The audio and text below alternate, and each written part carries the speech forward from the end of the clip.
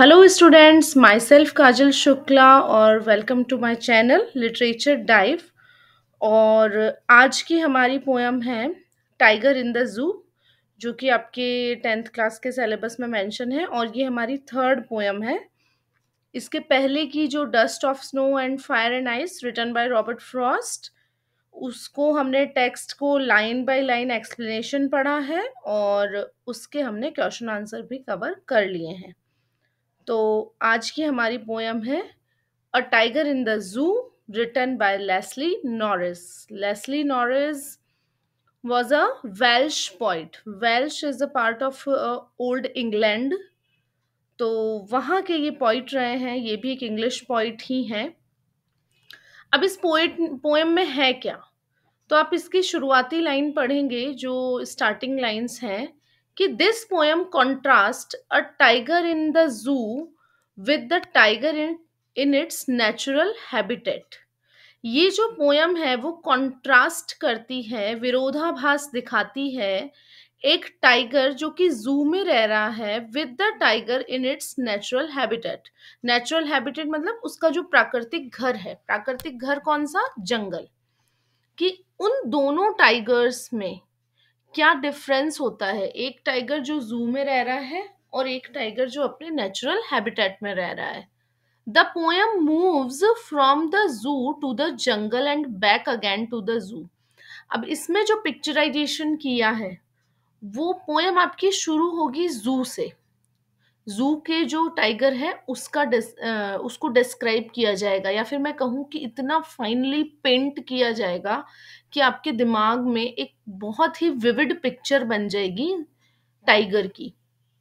और वापस से फिर ये मूव होती है ये पोयम जंगल की तरफ। जंगल में जो टाइगर रह रहा है उसका क्या लाइफ स्टाइल है, उसका रहने का तरीका कैसा है और दोनों में क्या डिफरेंस है। और लास्ट में वापस back again to the zoo. और ये पोयम जैसे जैसे एंड होती जाएगी वापस से ये पोयम लौट आएगी जू की तरफ। Read the poem silently once and say which stanzas speak about the tiger in the zoo and which one speak about the tiger in the jungle. आप लोग इसे पढ़ें और खुद डिसाइड करें कि कौन से स्टैंजाज आपको टाइगर इन द जू वाले टाइगर का वर्णन कर रहे हैं और कौन से स्टैंजाज जंगल के टाइगर का वर्णन कर रहे हैं। तो चलिए शुरू करते हैं ये सुंदर सी poem. He stalks in his vivid stripes. अब ही यहाँ पर टाइगर के लिए फर्स्ट लाइन के फर्स्ट वर्ड में ही का यूज किया है, यानी कि जो टाइगर है उनका कर दिया गया है पर्सोनिफिकेशन, मानवीकरण अलंकार। खैर इसके बारे में हम जब क्वेश्चन आंसर करेंगे तब पढ़ेंगे, अभी हम टेक्स्ट पे कंसंट्रेट करते हैं। He stalks in his vivid strips the few steps of his cage on pads of velvet, quiet in his quiet rage. He stalks, वो घूम रहा है। इन हिज विविड स्ट्रिप्स, विविड यानी होता है स्पष्ट, और स्ट्रिप्स यानी उसके जो बॉडी पे वो जो धारियां बनी हुई होती हैं, मतलब उसकी बॉडी लैंग्वेज का वर्णन है इसमें कि वो अपनी चमकदार बिल्कुल स्पष्ट धारियां हैं उसके शरीर पर और वो घूम रहा है। कहाँ घूम रहा है? The few steps of his cage, अपने पिंजरे की कुछ स्टेप्स में ही, मतलब क्योंकि छोटा सा पिंजरा है, जंगल में तो पूरा जंगल उसका होता है, वो जंगल का राजा होता है, पर यहाँ उसके घूमने के लिए क्या है? Only few steps are available for the tiger. और वो भी कौन सी? कैज की। On pads of velvet quiet. Velvet, well उसके आपने देखे होंगे शेर के टीवी वगैरह में, या फिर कैसे वेलवेटी से उसके फीट्स होते हैं जिनको चलते हैं तो आवाज नहीं आती बिल्कुल भी। तो on pads of velvet quite, चुपचाप चल रहा है वो, उसके पैड कैसे हैं? क्वाइट, शांत है। इन हिज क्वाइट रेज, और रेज यानी क्या होता है? गुस्सा, भयंकर गुस्सा।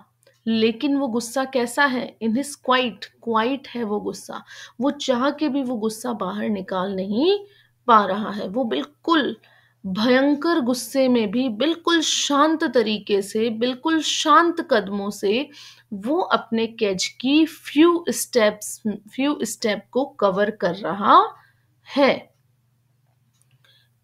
अब अगली 4 लाइनों में आप पढ़ेंगे कि उसे क्या करना चाहिए था। मतलब एक जंगल में अगर वो होता तो वो क्या करता? वो अभी क्या कर रहा है और वो क्या करता? जैसे आप लोग भी ज़ू में गए होंगे, आप लोगों ने देखा होगा कि वहाँ पर बिहेवियर ऑफ द एनिमल्स कितना ग्लूमी होता है। ही should B lurking in Shadow, sliding through long grass near the water hole where plump deer pass. He should be lurking in the shadow. उसे तो lurking कर shadow का मतलब है घात लगा के बैठना चाहिए था किसी के पीछे छुप के, किसी पेड़ के पीछे, किसी दूसरी शेडो में। यहाँ पे शेडो का मतलब रिफ्लेक्शन नहीं है, किसी के पीछे छुप के लर्क करना चाहिए था, घात लगा के बैठना चाहिए था।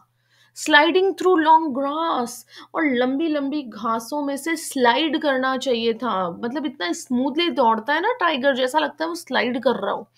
तो उसे तो लंबी लंबी घासों में से स्लाइड करना चाहिए था। नियर द वाटर होल, एक तालाब के किनारे, वेयर प्लम्प डियर पास, जो और जहां पर मोटे मोटे प्लम्प यानी मोटे मोटे हिरण पास यानी आते हों, पानी पीने आते हों, जहां से पास यानी होके गुजरते हों, वहां पर उसे तो ऐसा करना चाहिए था, घात लगाना चाहिए था, स्लाइड करना चाहिए था।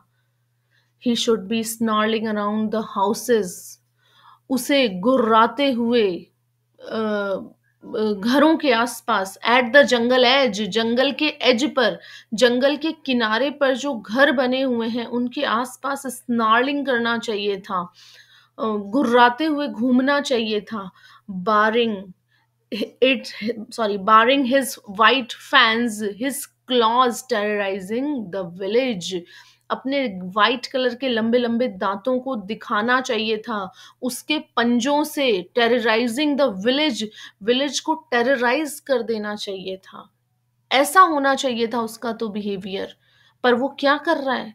वो बिल्कुल शांत है, वो बिल्कुल चुप है, और केवल उस फ्यू स्टेप्स में स्टॉक कर रहा है।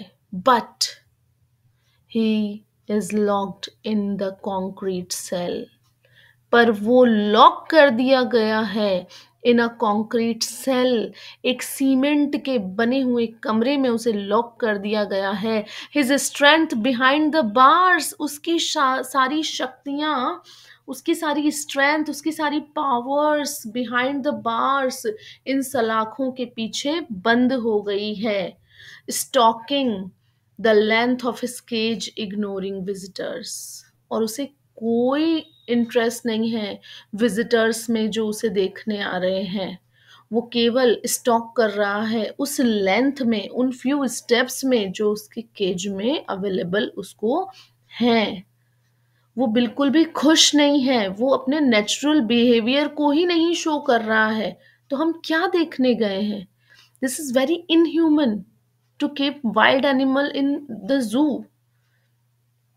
और लास्ट स्टेंजा जो कि बिल्कुल ही शानदार एंडिंग की है लेस्ली नॉरिस ने, और बिल्कुल अ, हृदय को बिल्कुल हिला देने वाला है कि लास्ट में वो क्या करता है रात को। He hears the last voice at night, वो रात को लास्ट वॉइस सुनता है किसकी? The patrolling cars. पेट्रोलिंग का मतलब जो देख रेख के लिए, कहीं कोई पिंजरा तो खुला नहीं रह गया है, कहीं कोई जानवर तो नहीं बाहर रह गया है, इस तरह का जो देख रेख करती हैं उन कार्स के लिए बोला गया पेट्रोलिंग कार्स।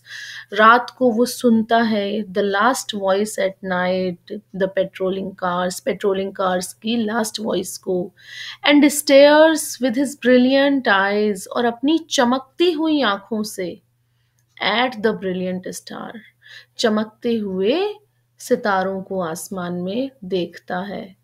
यहाँ पर ब्रिलियंट वर्ड का 2 बार प्रयोग किया गया है, उसकी आंखें भी चमक रही हैं। अब देखिए इसमें 2 चीज़ों से उसकी आंखें चमकती हुई बताई जा सकती हैं।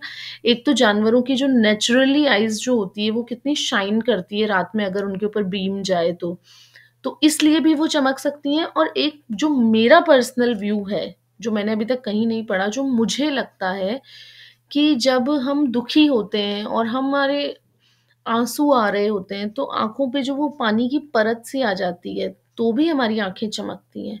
तो वो फ्रीडम के लिए बहुत ज़्यादा, मतलब उसको फ्रीडम नहीं मिल रही है, वो दुखी है, वो ग्लूमी है, इसलिए उसकी आँखें क्या भर गई हैं आँसुओं से और वो चमक रही हैं।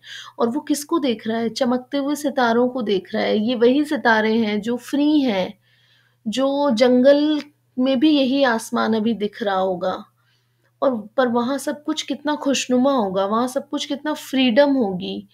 तो वो अपने घर को याद कर रहा है, वो अपने नेचुरल हैबिटेट को याद कर रहा है। तो ये थी हमारी poem written by Leslie Norris, और वापस से एक मानव की क्रूएल्टी को शो करती हुई पोएम है, जो जैसा कि फायर एंड आइस में भी रॉबर्ट फ्रॉस्ट ने भी यही बताने की कोशिश की थी। तो इसकी भी, इसके क्वेश्चन आंसर्स, इसकी राइम स्कीम, मैंने जैसे हर लाइन में आप देखेंगे कि लास्ट वर्ड को हाईलाइट किया हुआ है, तो वो हमने इसीलिए किया है ताकि हम उसकी राइम स्कीम को निकाल सकें। तो आपको ये पोएम कैसी लगी? मेरा पढ़ाना आपको कैसा लगा? और आपको अपने व्यूज़ आप मुझे कमेंट बॉक्स में ज़रूर बताएँ। वो मेरे लिए बहुत प्रेशियस हैं और मुझे एनकरेज करेंगे आगे भी आपको पढ़ाने के लिए। इसके क्वेश्चन आंसर के लिए, इसकी राइम स्कीम के लिए हम अगली वीडियो में हम देखेंगे। तब तक के लिए थैंक यू सो मच और have a nice day ahead. Please subscribe करें, कमेंट करें और शेयर करें। Thank you so much.